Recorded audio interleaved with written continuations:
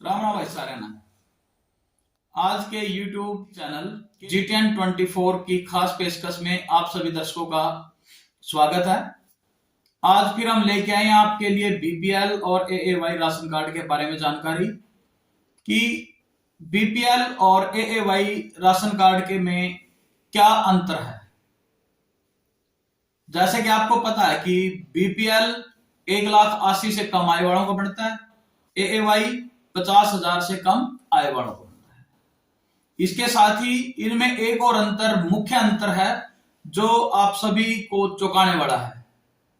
वो अंतर है रोजगार कौशल योजना के अंतर्गत यदि किसी अभ्यर्थी का उम्मीदवार का AAY यानी कि गुलाबी कार्ड है तो उसे चयन प्रक्रिया में 150 में से 50 अंक मिलते हैं, और यदि किसी अभ्यर्थी का पीला कार्ड है तो उसे 40 अंक मिलते हैं, यानी कि गुलाबी कार्ड वाले को 10 अंक अधिक मिलते हैं। दूसरा मुख्य अंतर क्या है? दूसरा यह है कि सरकार द्वारा खंड स्तर पर अंत्योदय मेलों का आयोजन किया जाता है, जिसमें जो गुलाबी कार्ड वाले जितने भी पात्र उम्मीदवार होते हैं उन सभी की सहायता सरकार ऋण दे करके बैंकों से ऋण दिलाती है या उन्हें कोई अन्य प्रशिक्षण दे करके उनकी आय को बढ़ाने का काम करती है। अंत्योदय परिवारों को ऋण जो है वो सरकार अपनी गारंटी पे देती है। उसके लिए किसी अन्य व्यक्ति की जो विटनेस करवाने की कोई आवश्यकता नहीं है, सरकार ही उनको हर प्रकार से संभव सहायता प्रदान करती है।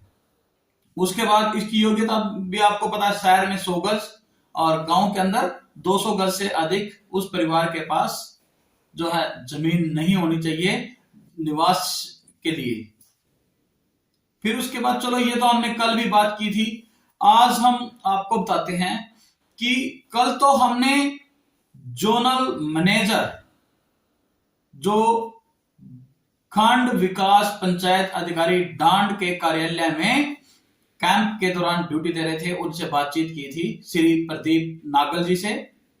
उन्होंने भी हमें बहुत सी इसके बारे में जानकारी दी थी और इसी पर ही आधारित जब मैं कंक्लूजन निकाल रहा था कि आज इसमें क्या जानकारी उभर कर दी जाए, तो उसके दौरान एक हमारे मित्र द्वारा जिला खाद्य आपूर्ति विभाग के अधिकारी यानी कि DFSO श्री प्रदीप कुमार जी से इंटरव्यू जो हमारे एक पत्रकार साथी द्वारा लिया गया था, उसके कुछ अंश, क्योंकि कई बार क्या होता है कि हर एक चीज को देख पाना हमारे लिए संभव नहीं होगा, तो उसके कुछ अंश मैं आपको बताने की कोशिश करता हूं। उस पत्रकार साथी के द्वारा आपकी लगभग सभी समस्याओं को DFSO साहब के सामने रखा गया था। तो उसमें से उन्होंने सबसे पहले प्रश्न ये पूछा था कि राशन कार्ड की योग्यता क्या है। तो योग्यता आप लोगों को मेरी पिछली वीडियो में सभी को पता भी था। मुख्य योग्यता क्या थी? 1,80,000 से कम पीला, 50,000 से कम गुलाबी। फिर उसके बाद उन्होंने पूछा था कि AAY से व BPL कितनी इनकम पर बनेगा, वो मैंने आपको बता दिया। उसके बाद उनका अगला क्वेश्चन था कि जिनकी इनकम 1,80,000 से कम वेरीफाई होगी, यानी कि पहले उनकी 1,80 से 2.5 वेरीफाई थी, लेकिन यदि उनकी भविष्य में कभी भी 1,80,000 से कम इनकम वेरीफाई होगी तो क्या उनका BPL बनेगा, और यदि बनेगा तो वो कब तक बनेगा। तो इसके जवाब में श्री प्रदीप कुमार जी ने हमें जवाब दिया था कि यदि किसी व्यक्ति की आय 2 साल के बाद या 3 साल के बाद 1,80,000 से कम आंकी जाती है तो हमारा क्रेडिट डिपार्टमेंट उस व्यक्ति को उसकी श्रेणी के अनुसार पात्र राशन कार्ड योजना में सम्मिलित करेगा। मान लीजिए किसी की 1,80,000 से कम होती है तो उसका पीला कार्ड बनेगा, और यदि किसी की 50,000 से कम होगी तो उसका गुलाबी कार्ड बनेगा। उसके बाद हमारे पत्रकार साथी ने यह भी पूछा कि बहुत से लोग कहते हैं कि इस पे अधिकारी के साइन करवाने पड़ेंगे, तो क्या इस राशन कार्ड पर, वो गुलाबी कार्ड है या पीला कार्ड है, उस पर हस्ताक्षर करवाने की आवश्यकता है? तो इस पर अधिकारी ने हमें बताया, हमें या हमारे पत्रकार मित्र को बताया कि इस पर QR कोड होने की वजह से हस्ताक्षर करवाने की कोई भी आवश्यकता नहीं है।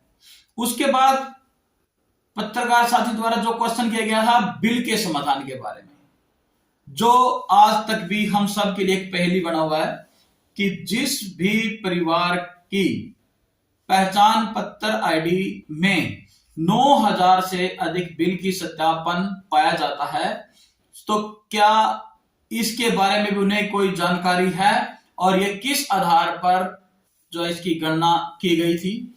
तो प्रदीप कुमार जी द्वारा हमारे पत्रकार साथी को बताया गया कि अभी हमारे पास इसके बारे में कोई उचित जानकारी उपलब्ध नहीं है।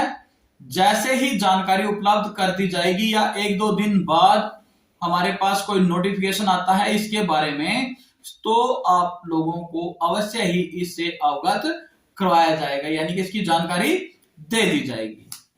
फिर उसके बाद उन्होंने कहा कि कृषि संबंधी आय की गणना किस प्रकार से की गई है। तो उन्होंने इस प्रश्न का जवाब हमारे पत्रकार साथी को दिया कि जो लोग कृषि संबंधित कार्य करते हैं, यानी कि किसान वर्ग से आते हैं, वो कम से कम 2 फसल उठाते हैं। एक फसल जो हम धान की बोलते हैं, दूसरी फसल जो हम गेहूं की बोलते हैं। तो जो धान की गेहूं में हमने उसको बाजार में बेचा, उसकी कितनी कीमत आई, वो एक जे फार्म के ऊपर अंकित होती है। उसका आंकलन करके, उसी के हिसाब से फिर गेहूं की फसल का आंकलन करके कि 1 साल के दौरान हमारे अन्नदाता किसान बंधु द्वारा कितनी फसल से आय अर्जित की गई है, उसका भी डाटा तैयार करके क्रीड विभाग द्वारा उनको पत्र और अपात्र श्रेणी में रख दिया गया है। यदि किसी किसान बंधु की 1,80,000 से इनकम फसल द्वारा या फसल उत्पादन के द्वारा हो जाती है, तो उसे बीपीएल श्रेणी से बाहर कर दिया जाता है। यदि कम रहती है तो उसे बीपीएल श्रेणी में रख दिया जाता है।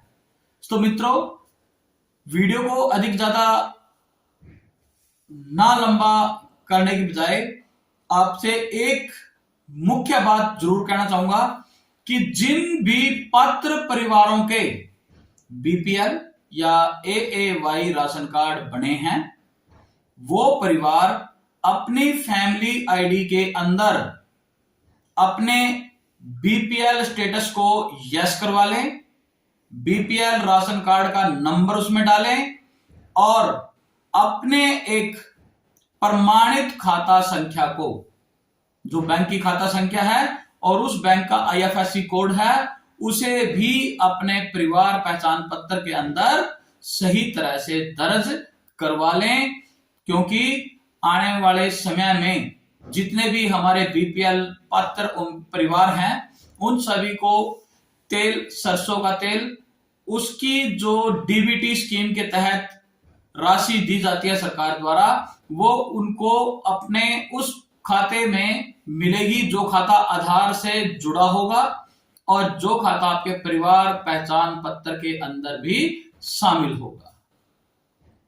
तो इसके साथ ही आज की खास पेशकश में आज का सफर हमारा यहीं तक ही, लेकिन उससे पहले आप लोगों से एक अपील है कि जो प्यार आप अपने इस चैनल को दे रहे हैं और वही प्यार बरकरार रखते हुए इस चैनल को सब्सक्राइब अवश्य करते रहें, क्योंकि आपका एक सब्सक्राइब हमारे लिए प्रेरणा स्रोत है और उत्साहवर्धक है।